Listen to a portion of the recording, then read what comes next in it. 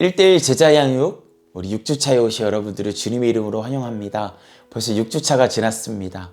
우리 6주차에는 우리 신앙생활 가운데 너무나 중요한 이 교제와 전도에 대해서 함께 나눠보고자 합니다.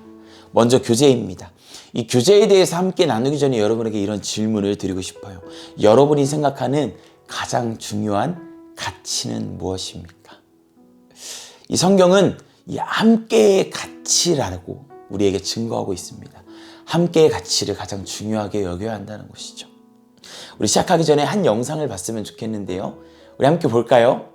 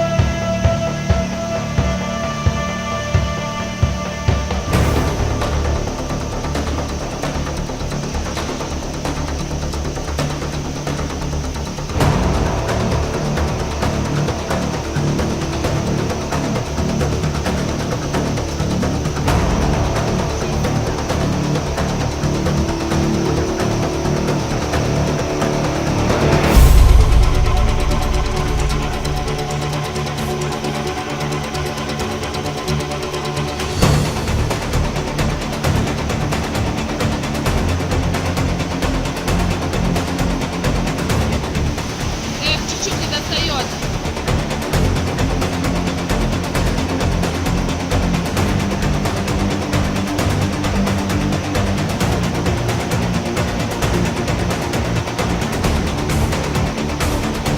Там хотя бы еще одного человека надо.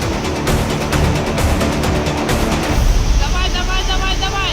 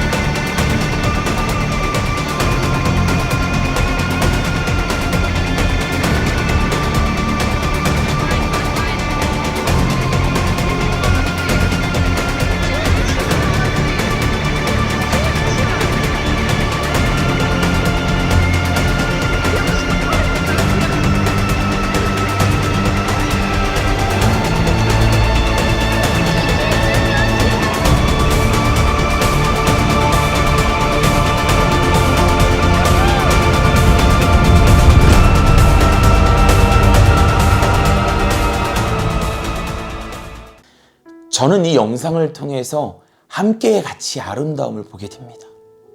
여러분, 이 초대교회를 쉽게 표현하면 처음 교회에는 이러한 함께의 가치가 풍부했습니다. 여전히 오늘도 우리의 삶 가운데는 이 함께의 가치를 느끼죠. 근데 이 함께의 가치는 개인의 삶을 변화시키고 공동체의 삶을 변화시키며 개인의 삶을 풍요롭게 하며 공동체의 삶을 풍요롭게 합니다. 그렇기 때문에 이 교제가 중요한 것인데요. 우리 이것을 위해서 함께 교제에 대해서 함께 나아갔으면 좋겠습니다. 우리 함께 108페이지를 봤으면 좋겠어요. 제가 이 지문을 한번 읽어보겠습니다. 교제는 사람들과 만나서 사귀는 것입니다. 그러한 교제는 그리스도인에게도 필요합니다. 그리스도인들의 교제는 세상의 교제와는 특성이 다릅니다. 일반적인 교제는 일정한 거리를 둔 개개인들에게서 시작되지만 그리스도인들의 교제는 인간 사이에 막힌 담을 허신 십자가에서 시작됩니다. 그러므로 그리스도인의 교제는 십자가로 시작된 교회에서만 가능합니다. 이 교회는 건물이나 조직이 아니라 이 그리스도인들로 이룬 그리스도의 몸을 말합니다. 그러므로 참 교제는 그리스도인들이 함께 모여 하나님을 예배하는 데서 시작되고 예배를 통해서 완성될 수 있죠. 먼저 예배를 통한 교제입니다. 첫 번째 이 지문인데요. 하나님이 우리의 예배를 통해서 원하시는 바는 무엇입니까? 라는 질문이 있죠. 이 레위기 10장 3절 말씀을 제가 한번 읽어보겠습니다. 모세가 아론에게 이르되 이는 여호와의 말씀이라. 이르시기를 나는 나를 가까이 하는 자 중에서 내 거룩함을 나타내겠고 온 백성 앞에서 내 백성을 나타내리라 하셨느니라. 아론이 잠잠하니. 이것을 통해서 하나님이 우리에게 원하시는 바는 무엇일까요? 예배는 거룩하신 하나님께 드리는 것이고 하나님이 영광 받으시게 하는 것이다. 이렇게 적을게요. 예배는 거룩하신 하나님께 드리는 것이고 하나님이 영광 받으시게 하는 것이다. 여러분 그렇습니다. 예배는 거룩하신 하나님께 드리는 것이고 하나님이 영광 받으시게 하는 거예요. 예배의 모든 초점 어디를 향해 있을까요? 바로 이 하나님을 향해 있습니다. 저도 예배 인도자로 계속해서 매주 섬기고 있는데 예배 인도자의 목적은 온 회중이 하나님을 바라보게 하는 것이고 하나님께 영광을 올려드리는 거예요. 왜 그래야 할까요? 우리의 시선이 하나님을 향할 때, 이 영광이 하나님을 향할 때 하나님이 우리의 삶 가운데 역사하시며 하나님의 간섭하심을 경험할 수 있기 때문에 그래요. 그렇기 때문에 우리는 이것을 기억해야 합니다. 다음 페이지 한번 넘겨볼게요. 그렇다면 참 예배를 하기 위해서 무엇보다 예배하는 사람들의 자세가 중요한데요. 요한복음 4장 24절 말씀을 제가 읽어볼게요. 하나님이 영이시니 예배하는 자가 영과 진리로 예배할지니라. 너무나 유명한 구절이죠. 여러분 이 말씀에 따라 예배하는 사람의 마음의 자세는 어떠해야 한다고 요한복음 4장 24절은 증거하나요? 이렇게 적어볼까요? 신령과 진정으로. 다시 한번 더요. 신령과 진정으로. 여러분 신령은요. 성령 하나님을 의지하는 예배예요. 예배 전에 늘 기도해야 돼요. 우리가 말씀 지난주에 함께 나눴던 것처럼 하나님, 성령 하나님 오늘도 예배를 드리는 나를 이끌어 주시옵소서라고 이 예배 전에 항상 우리가 간구해야 돼요.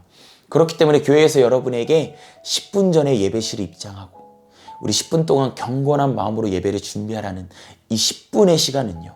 성령 하나님께 인도함을 구하는 기도의 시간이에요.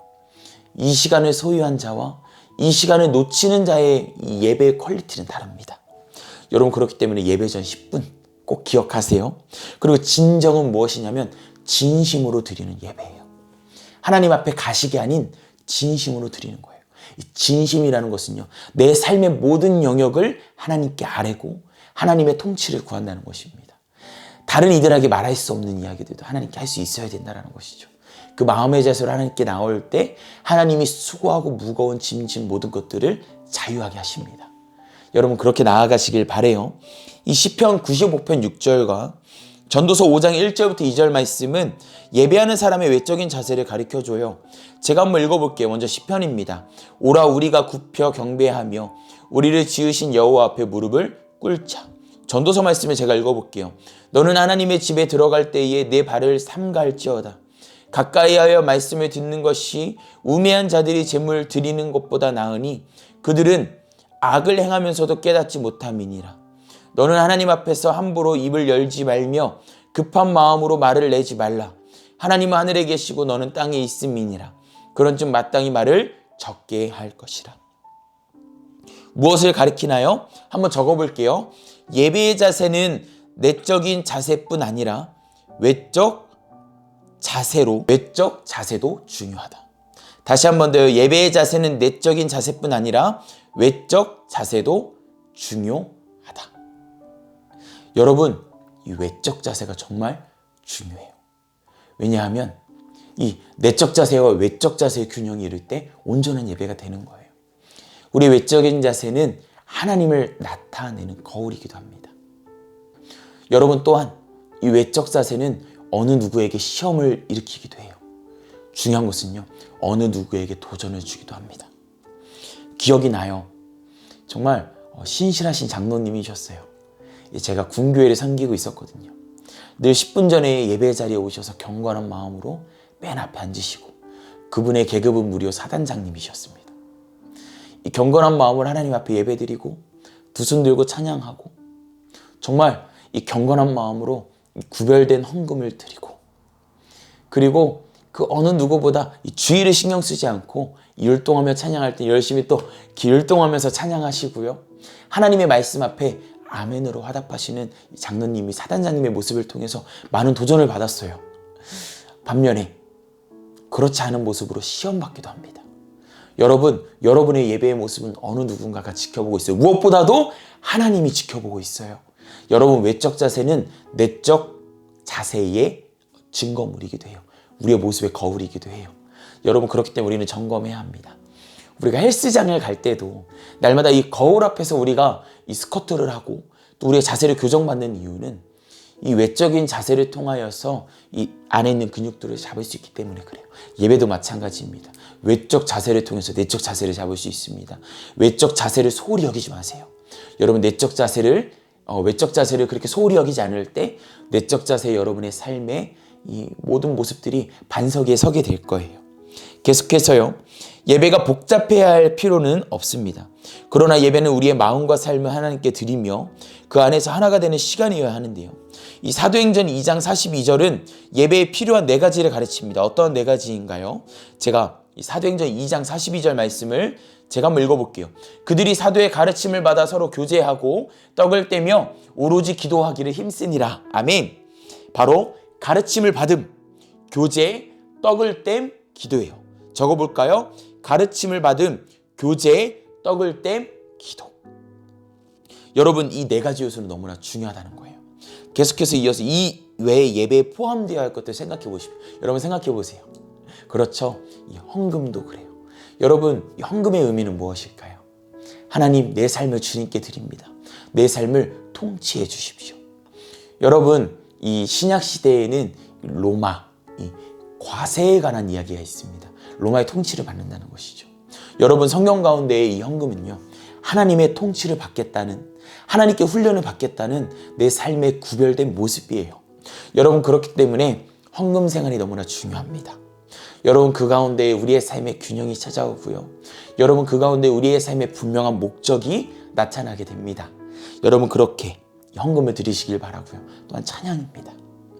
여러분, 찬양 너무나 중요한 요소예요. 하나님 앞에 또 신나게 새 이모들이 주를 바랄 때 예배합니다, 찬양합니다, 이런 찬양의 모습들, 여러분, 그 가운데 우리에게 주어지시는 기쁨들이 있잖아요.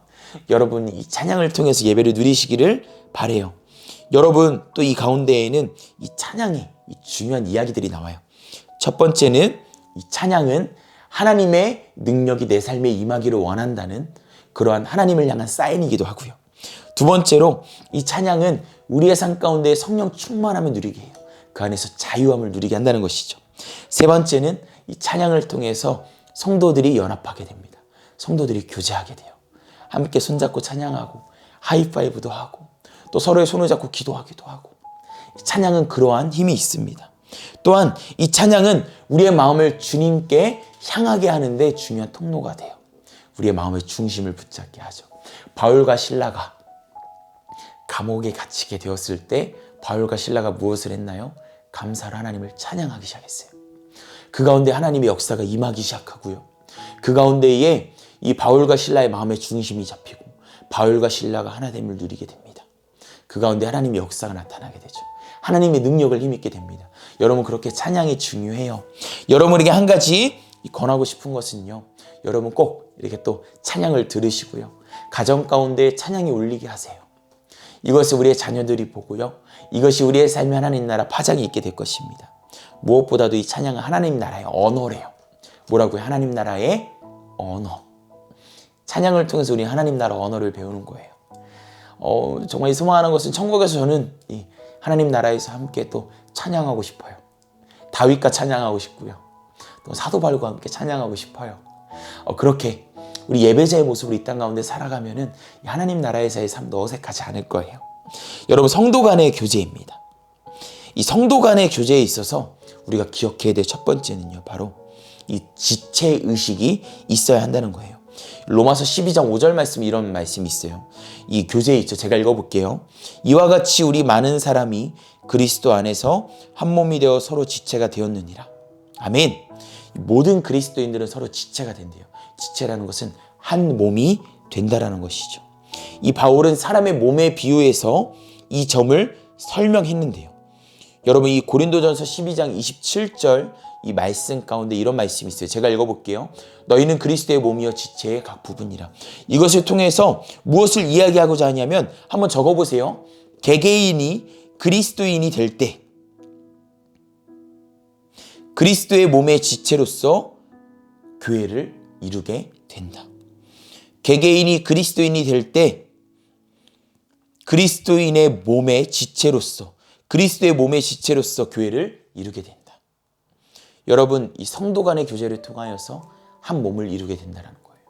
여러분 혹시 제가 지난번에 또 이렇게 칼질을 하다가 이쪽에 베인 적이 있었어요.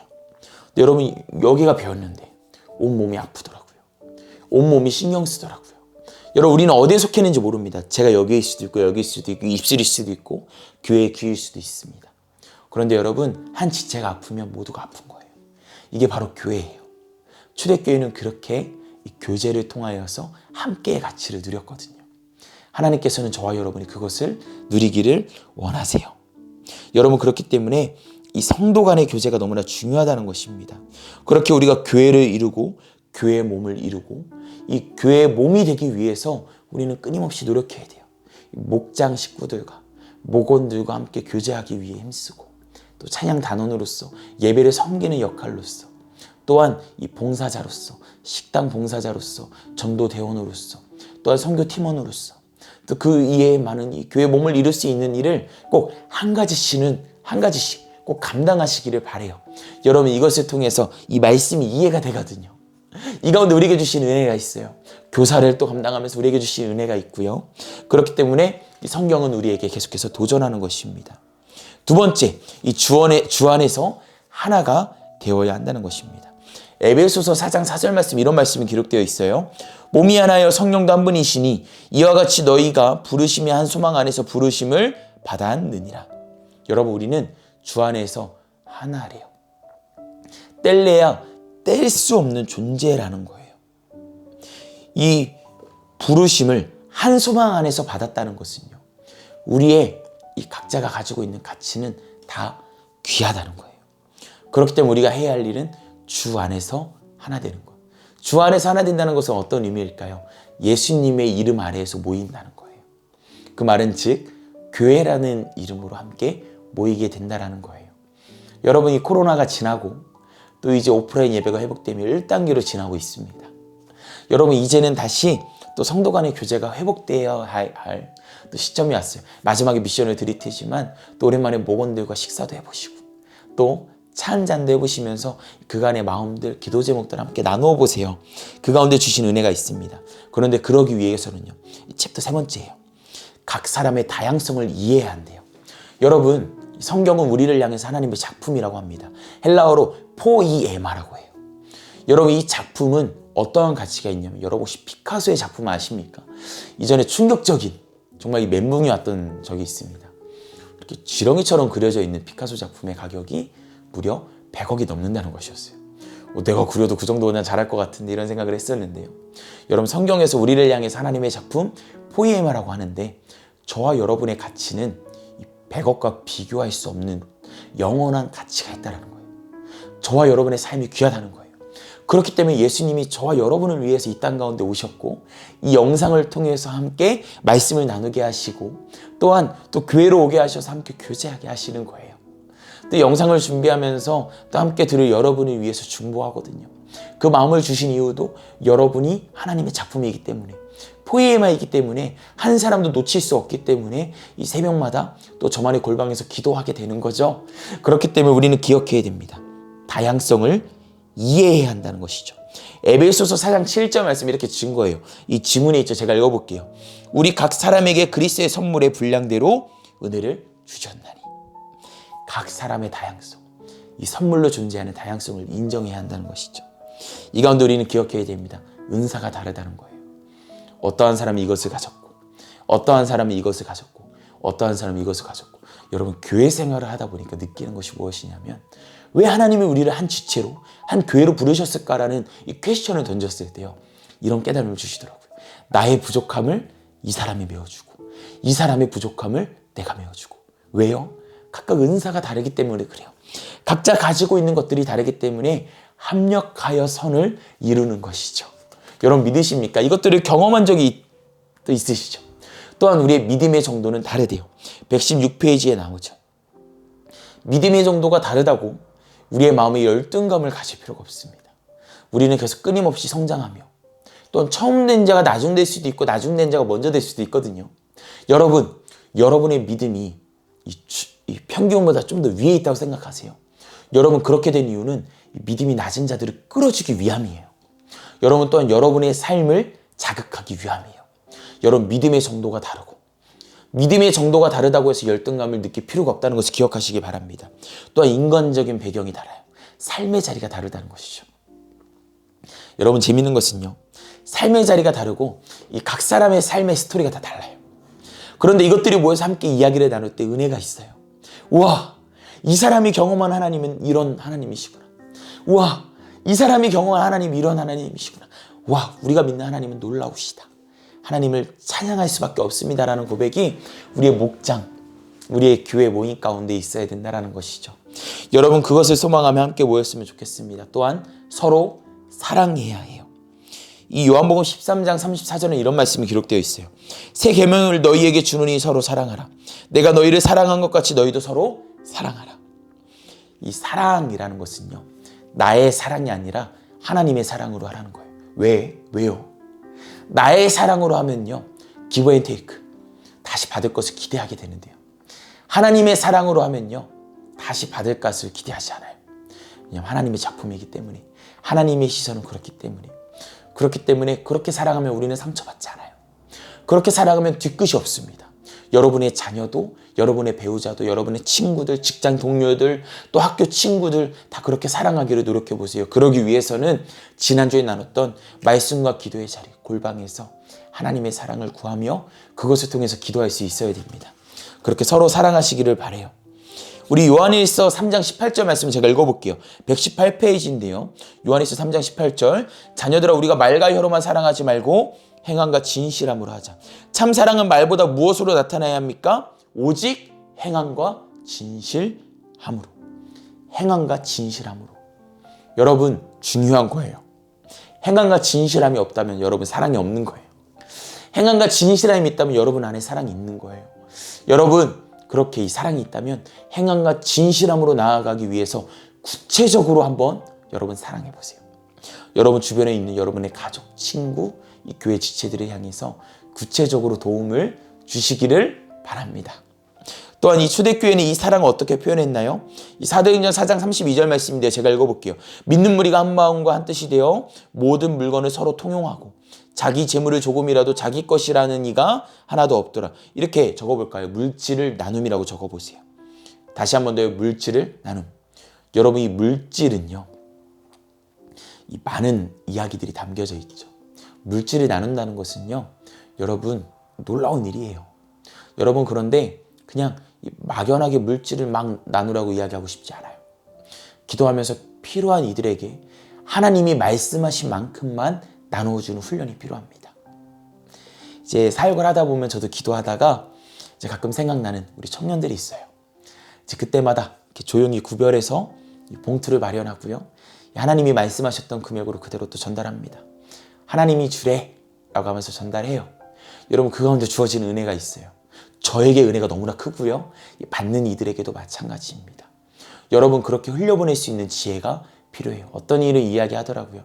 10의 1조를 하나님께 드리고 10의 1조를 이웃에게 드릴 수 있는 삶. 이러한 균형 있는 삶이 너무나 필요하다고 여러분 훈련해 보시기 바랍니다. 또한 서로 덕을 세워가야 해요. 이 데살로니가전서 5장 11절 말씀을 제가 읽어볼게요. 지문의 1조. 이 그러므로 피차 권면하고 서로 덕을 세우기를 너희가 하는 것 같이 하라. 여러분 이 덕을 세우는 것. 이 덕을 세운다는 것은요. 서로 관심과 사랑으로 품는다는 거예요. 뭐라고요? 서로 관심과 사랑으로 품는 것. 여러분 계속 그렇게 품어주세요. 그렇게 품어줄 때 우리의 교회 공동체는 정말 하나님이 주신 기쁨을 누리게 될 거예요. 여러분 이것을 마무리하려고 하는데요. 여러분 교제는 너무나 중요해요. 여러분 그런데 이런 분들이 가끔씩 있습니다. 교제 점검을 해야 하는데 자꾸 다른 사람만 생각하는 거예요. 어떤 권사님이 교제를 잘 하셔야 되는데 어떤 지사님이 교제를 잘 하셔야 되는데 아이고 우리 누가 교제를 잘해야 되는데 참 그 사람만 잘하면 우리 교회는 평안할 거야. 이것은 잘못된 생각입니다. 교제의 점검은 늘 나를 향해야 돼요. 내가 잘하고 있는지. 내가 이 지문에서 이야기한 것처럼 여러분 여기서 뭐라고 이야기가 나왔죠? 이 지체의식이 있는지 나를 점검하고 주 안에서 하나 되고 있는지, 내가 각 사람의 다양성을 이해하고 있는지, 내가 서로 사랑하고 있는지, 내가 서로 덕을 세우고 있는지를 점검해야 한다는 거예요.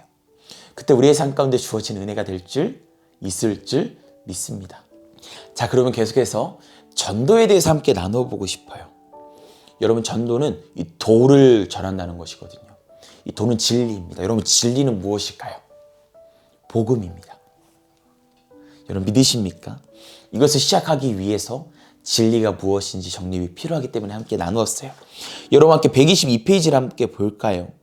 여러분, 우리에게 지상명령이라는 이 명령을 통하여서 예수님께서는 마태복음에서 우리에게 이 복음을 전하라는 사명을 주셨어요. 여러분, 이 영화 가운데 저는 어벤져스라는 영화를 굉장히 좋아합니다. 이 지구를 구하는 영웅들의 이야기죠. 이제 언젠가 또 지난 또 이 마블 시리즈, 특별히 이 아이언맨 시리즈, 최근에 나왔던 마지막 시리즈를 보러 갔는데 옆에 한 아이의 아버지가 앉아 있더라고요. 이 아이는 이 손에 아이언맨 주먹을, 또 오른손에는 헐크 주먹을 끼고 있었습니다. 이 아이의 눈빛에는 어떤 눈빛이 있었냐면 내가 아이언맨이다 라는 눈빛이 있었어요. 내가 지구를 구해야지. 막 들썩들썩거리는 아이 때문에 영화에 집중을 하진 못했지만 되게 좀 이렇게 재밌었던, 행복했던 또 기억이었습니다. 여러분, 우리에게는 미션이 있습니다. 복음을 전하는 것. 복음을 받은 자로서 마땅히 이 복음을 전하는 것이죠. 그렇기 때문에 우리에겐 세상에 대한 자세가 필요해요. 여러분, 이 세상에 대한 이 시선에는 세 가지 견해가 있어요. 우리 한 124페이지 상단을 볼까요? 첫 번째는 대립으로 보는 반대의 입장, 두 번째는 타협으로 보는 중재의 입장, 세 번째는 정복으로 보는 변혁의 입장이라는 것입니다. 여러분, 그 가운데 우리가 그리스도인이 우리가 취해야 될 입장, 시선은 정복으로 보는 변혁의 입장이에요. 그들을, 세상을 변화시켜야 한다라는 것이죠. 여러분, 그러기 위해서는 세상 일에 대한 자세가 필요합니다. 우리 가운데는 이런 생각이 있어요. 이 이원론적인 것이죠. 이원론적인 것이란 무엇이냐면요, 세상의 것과 하나님의 것으로만 그냥 구별 지어 놓는 것이죠. 그렇게 우리는 쉽게 해석하려고 하지만 그렇게 해서는 안 됩니다.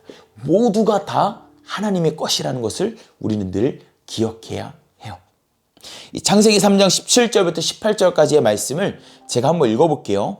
아담에게 이르시되 내가 내 아내의 말을 듣고 내가 내게 먹지 말라 한 나무의 열매를 먹었은즉 땅은 너로 말미암아 저주를 받고 너는 평생에 수고하여야 그 소산을 먹으리라. 땅이 내게 가시덤불과 엉겅퀴를 낼 것이라. 내가 먹을 것은 밭의 채소인즉. 여러분, 아담의 이 범죄의 결과는 무엇입니까? 일을 해야지 먹을 수 있다는 거예요. 한번 적어볼까요? 일을 해야지 먹을 수 있다. 다시 한 번 더요. 일을 해야지 먹을 수 있다. 그런데요, 이 일을 해야지 먹을 수 있다. 그 뒤에는 무엇이 나오냐면 이 청지기적 삶의 중요성이 나오거든요. 성경은 청지기적 삶이라는 것이 무엇이냐면 하나님이 우리에게 이 세상의 모든 것을 맡기셨다라는 거예요. 그렇기 때문에 이 모든 것이 중요하고 귀하다라는 거예요. 이 골로새서 3장 23절 말씀이 이렇게 기록하고 있어요. 너무나 중요한 말씀이거든요. 제가 읽어볼게요. 무슨 일을 하든지 마음을 다하여 주께 하듯 하고 사람에게 하듯 하지 말라. 다시 한 번 더요. 무슨 일을 하든지 마음을 다하여 주께 하듯 하고 사람에게 하듯 하지 말라. 이렇게 적어볼게요. 주께 하듯 하라. 다시 한 번 더요. 주께 하듯 하라. 여러분, 성서학자들은 이것을 골323의 원칙이라고 합니다. 지난번에 추천드렸던 일터행전이라는 책 가운데에 나타났던 그러한 단어이기도 한데요. 골323의 원칙은요, 이 세상의 그 모든 것들을 대할 때 주께 대하듯 하라는 것입니다. 존귀하게 대하라는 것이죠. 왜냐하면 그렇게 대할 때 우리를 통하여서 이 복음이 전달될 수 있는 우리는 통로인데 이 통로로서의 역할을 감당할 수 있기 때문에 그래요. 여러분, 관계가 되지 않으면 복음을 전할 수가 없어요. 관계가 되지 않으면 그 어떤 좋은 말도 들어가지 않습니다. 그렇기 때문에 우리의 삶 가운데 우리는 골323의 원칙이 필요하다는 것이죠. 그렇게 계속해서 다음 페이지 넘어가다 보면요, 이 가운데 우리는 복음 전파를 이제 해야 하는데요. 여러분, 이 복음 전파의 기본 자세에 대해서 함께 보려고 해요. 이 요한복음 1장 40절에서 42절까지 말씀이 이렇게 기록되어 있어요. 요한의 말을 듣고 예수를 따르는 두 사람 중에 하나는 시몬 베드로의 형제 안드레라. 그가 먼저 자기의 형제 시몬을 찾아 말하되 우리가 메시아를 만났다 하고 데리고 예수께로 오니 예수께서 보시고 이르시되 내가 요한의 아들 시몬이니 장차 개발하리라 하시니라. 아멘. 이 안드레가 예수님을 만난 후에 제일 먼저 한 일은 무엇입니까? 우리 한번 순서대로 적어볼까요? 가장 가까운 사람에게 감. 한번 적어볼게요. 가장 가까운 사람에게 감. 두 번째, 찾아가서 말함. 다시 한 번 더요. 찾아가서 말함. 마지막 세 번째는 데리고 옴. 뭐라고요? 데리고 옴. 이 안드레는 가장 가까운 사람에게 나아갔고 찾아가서 말했고 데리고 왔어요. 여러분, 우리가 복음을 처음 받아들였을 때 한번 생각해 보세요. 예수님 만났던 처음 시점에는 들뜬 마음을 가라앉힐 수가 없어가지고요. 친구들을 찾아갔어요. 찾아가서 예수님을 증거하고요. 교회로 친구들을 데려오고 또 함께 예배 드리기를 권해봤습니다. 물론 다 전도가 된 것은 아니었어요. 하지만 그 친구들이 함께 신앙생활을 하고 있고 또 함께 고향에 대전에 내려가서 만났을 때 또 함께 예배도 드리고 또 신앙생활들 내가 만난 하나님에 대해서 이야기를 나누곤 합니다. 안드레가 그러했다는 것이죠. 이 바울은 사람들에게 계속해서 무엇을 말했는지 함께 볼게요. 사도행전 22장 15절 말씀인데요. 제가 한번 읽어보겠습니다. 사도행전 22장 15절 말씀이에요. 내가 그를 위하여 모든 사람 앞에서 내가 보고 들은 것의 증인이 되리라. 이렇게 한번 적어볼까요? 모든 사람 앞에서 보고 듣는 바를 증거함. 다시 한번 더요. 모든 사람 앞에서 보고 들은 바를 증거함. 복음은 보고 들은 바를 증거하는 거예요. 우리의 이야기를 전하는 거예요. MSG를 또 칠 필요도 없고요. 그대로 전하면 됩니다. 그 가운데 누가 역사하실까요? 성령 하나님 역사하세요. 우리는 뿌리는 자고 거두는 분은 하나님이세요. 그 거둘 수 있도록 도우시는 분이 성령님이시고요. 우리는 마땅히 뿌려야 하는 사명이 있는 것입니다. 그렇기 때문에 우리는 복음을 전해야 하는 것입니다. 이 가운데 바울은 무엇을 부끄러워하지 말라고 하는데요. 로마서 1장 16절 말씀이 이렇게 증거해요. 내가 복음을 부끄러워하지 아니하노니 이 복음은 모든 믿는 자에게 구원을 주시는 하나님의 능력이 됨이라. 먼저는 유대인에게요. 그리고 헬라인에게로다. 아멘. 복음을 부끄러워하지 않는다고 해요. 왜 그것을 부끄러워하지 않을까요? 이렇게 적어볼까요? 확신이 있기 때문에. 다시 한 번 더요. 확신이 있기 때문에. 여러분, 그렇기 때문에 성경은 저와 여러분에게 질문해요. 여러분에게는 복음의 확신이 있습니까? 여러분에게는 구원의 확신이 있습니까? 라고 말이죠. 이것을 우리는 날마다 점검해야 합니다. 아까 교재에서도 이야기했듯이 다른 이 듣고 바라보지 마세요. 여러분 자신의 확신, 복음에 대한, 구원에 대한 확신을 바라보시기를 바라요. 그 다음 넘겨서요. 생활을 통한 전도입니다. 여러분, 이 세상 가운데 하나님의 자녀로서 우리는 어떠한 삶을 살아야 할까요? 빌립보서 2장 15절 말씀이 이렇게 증거해요. 이는 너희가 흠이 없고 순전하여 어그러지고 거스르는 세대 가운데서 하나님의 흠없는 자녀로 세상에서 그들 가운데 빛들로 나타내며. 이렇게 적어볼게요. 흠이 없고 순전한 삶. 다시 한 번 더 흠이 없고 순전한 삶. 또한 우리는 세상에 어떤 모습으로 나타나야 합니까? 빛으로 나타내는 삶. 다시 한 번 더요. 빛으로 나타내는 삶. 예수님께서는 저와 여러분을 향해서 이 소금과 빛이라고 이야기하셨잖아요. 여러분, 이 세상 가운데 우리는 그렇게 살아가야 해요. 이런 질문을 할 수도 있어요. 내가 어떻게 소금으로 살아가고 빛으로 살아갈 수 있을까? 여러분, 작고 소소한 일상 속에 한번 시작해 보십시오. 그 가운데에 소금과 빛이 되기 위해서, 흠이 없고 순전한 삶을 살아가기 위해서, 빛으로 나타내는 삶을 살아가기 위해서 노력해 보세요.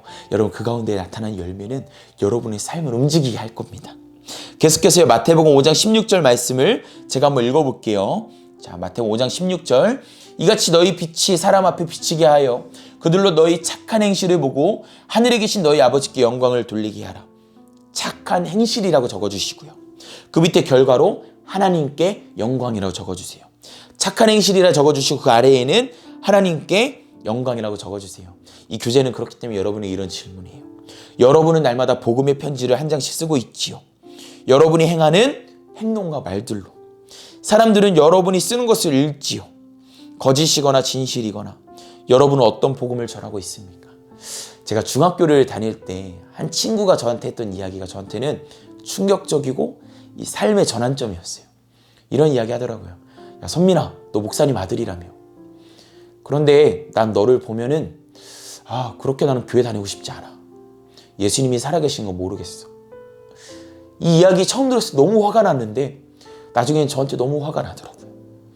그 뒤에는 이 예수님을 인격적으로 경험할 수 있는 계기가 되기도 했습니다. 점검했어요. 내가 정말 예수님을 믿는 사람인지, 내가 그리스도인인지, 내가 복음을 전할 수 있는 자격이 있는지.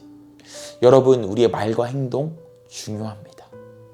말과 행동을 통하여서 정말 우리의 착한 행식을 통하여서 하나님이 영광 받으시기 때문에 그래요. 여러분, 계속해서 입을 열어 하는 전도예요. 요한복음 9장 25절 말씀을 제가 읽어볼게요. 대답하되 그가 죄인인지 내가 알지 못하나 한 가지 아는 것은 내가 맹인으로 있다가 지금 보는 그것이니이다. 아멘. 예수님께서 고침을 받은 소경은 신학훈련을 전혀 받은 사람이 아니었어요. 그러나 그는 아주 간결하고 효과적인 증언을 했습니다. 방금 읽은 말씀 가운데 무엇을 어떻게 효과적으로 했죠? 이렇게 적어볼까요? 삶의 이야기를 전했다. 다시 한 번 더요. 삶의 이야기를 전했다. 여러분, 그렇기 때문에요. 당장 여러분에게 나가서 전도하라고 이야기하고 싶지 않아요. 여러분의 삶 가운데에 여러분의 삶의 이야기를 기록해 보세요. 오늘 내가 경험한 하나님. 그렇기 때문에 큐티가 중요해요. 큐티 가운데 남겨보세요. 오늘 내가 경험한 하나님. 오늘 내가 경험한 하나님. 이 하나님이 쌓여서 이것이 전도가 되는 거예요. 여러분, 그렇게 하루하루 말씀과 기도로 골방에서 살아가시기를 바라요. 여러분, 그때 우리의 삶 가운데 주어지는 은혜가 있게 될 것입니다. 베드로전서 3장 15절 말씀을 제가 한번 읽어볼게요. 너희 마음에 그리스도를 주로 삼아 거룩하게 하고 너희 속에 있는 소망에 관한 이유를 묻는 자에게는 대답할 것을 항상 준비하되 온유와 두려움으로 하고. 이렇게 적어볼까요? 다른 사람들에게 그리스도를 증거하기 전에 먼저 무엇을 해야 할까요? 먼저 나 자신을 거룩하게 해야 한다. 다시 한 번 더, 나 자신을 거룩하게 해야 한다. 우리 속에 있는 소망은 무엇이기 때문에? 예수 그리스도이시기 때문에. 계속 적어주세요. 예수 그리스도이시기 때문에. 다른 사람들이 우리 속에 소망에 관심을 갖게 하는 것은 무엇입니까? 바로 거룩한 삶이에요. 내가 거룩한 삶을 살아갈 때 거룩한 호기심이 생겨요.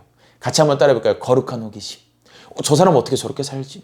저렇게 얼마나 이 절망적인 상황 가운데 어떻게 저렇게 살 수 있을까? 라는 고백을 하게 된다는 것이죠. 하나님께서는 저와 여러분이 거룩한 삶을 살아가기를 원하십니다. 다음 페이지 넘겨볼게요. 전도할 때 우리의 태도는 어떠해야 할까요? 온유함과 두려움이에요. 예수님의 성품을 가지고 이 복음에 대한 정말 경건하고 두려운 마음을 가지고 전해야 한다는 것이죠. 네 번째는 전도의 전략입니다. 이 전도의 전략을 한마디로 이야기하면 계속해서 그 영혼을 위해서 기도하다가 하나님이 주신 타이밍이라고 생각되었을 때 이 복음을 제시하는 것입니다. 여러분, 이 고린도전서 1장 23절에서 24절 말씀은 이 어떠한 내용을 전해야 되는지 이야기가 나와요. 우리는 십자가에 못 박힌 그리스도를 전하니 유대인에게는 거리끼는 것이요 이방인에게는 미련한 것이로되 오직 부르심을 받은 자들에게는 유대인이나 헬라인이나 그리스도는 하나님의 능력이요 하나님의 지인이라. 무엇을 전해야 된다고 합니까? 십자가에 못 박힌 그리스도를 전해야 한다는 것이에요. 여러분, 그리고 또 가장 중요한 것은 또 하나님의 때라고 생각되어질 때 교회로 초대해 주세요. 요새 유튜브가 잘 돼 있죠. 또 함께 유튜브를 시청해 보셔도 좋고요. 여러분, 그렇게 자꾸 이렇게 제시할 수 있는 훈련이 우리의 삶 가운데 중요합니다. 무엇보다 가장 가까운 또 우리 가족들, 우리 부모님들 또 그렇게 복음을 또 전해주셨으면 좋겠어요. 이 구원받지 못한 사람들에게 예수님을 전하는 것이 중요한 이유는 무엇이냐면 구원으로 갈 수 있는 유일한 길은 예수님이기 때문에 그래요. 이 작년 이맘때 또 기억이 납니다. 한 청년에게 연락이 왔습니다. 우리 아버지가 이제 소천하시기 직전인데 목사님 영접 기도를 하고 싶어 해요. 그래, 어디야? 그랬더니 정말 먼 곳이었어요. 태안까지 갔습니다. 가서 이제 임종을 앞둔 이 청년의 아버님과 이 복음을 제시하고 또 영접 기도를 하고 그 자리에서 세례를 드렸는데 돌아가는데 같이 갔던 청년하고 너무 눈물이 나더라고요.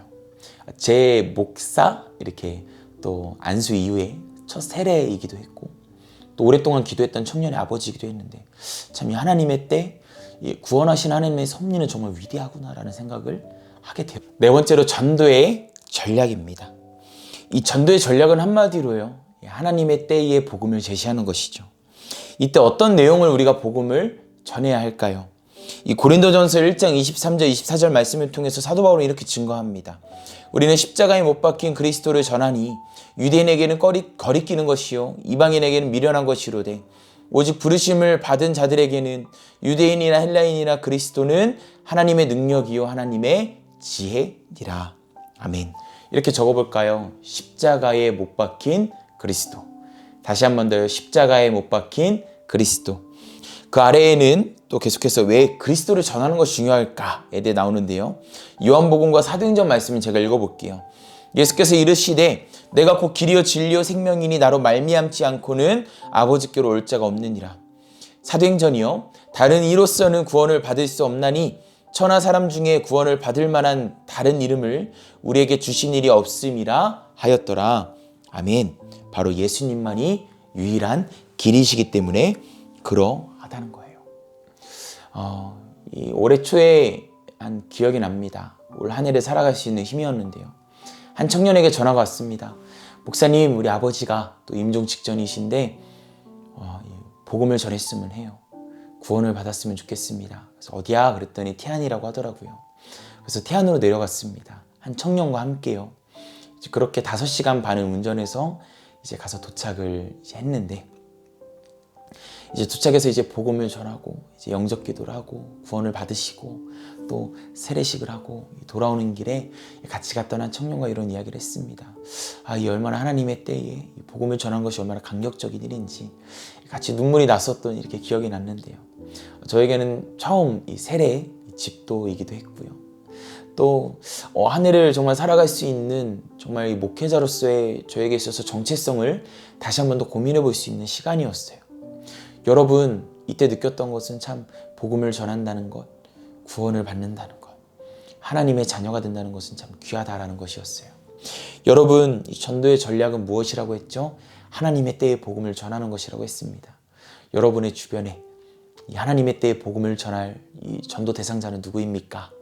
여러분, 그들에게 복음을 전해보십시오. 그것이 어렵다면 교회에 초청해 주시고 우리 담임 목사님이나 우리 교역자 또 저에게 또 이렇게 안내해 주시면은 또 복음을 전하겠습니다. 여러분, 그렇게 우리의 삶에 이 지상 명령의 사명을 이어갔으면 좋겠습니다. 한번 넘겨볼게요. 이제 여기서 우리가 각자의 생각을 이 그리스도를 영접하기 전에 삶과 생각, 이 동기, 변화는 여러분이 한번 각자 작성을 해주시면 좋을 것 같고요. 이 전도의 생활화. 이 전도의 생활화가 왜 중요하냐면 이 분명한 목적을 기억하며 살아가는 우리의 사명이기 때문에 그래요.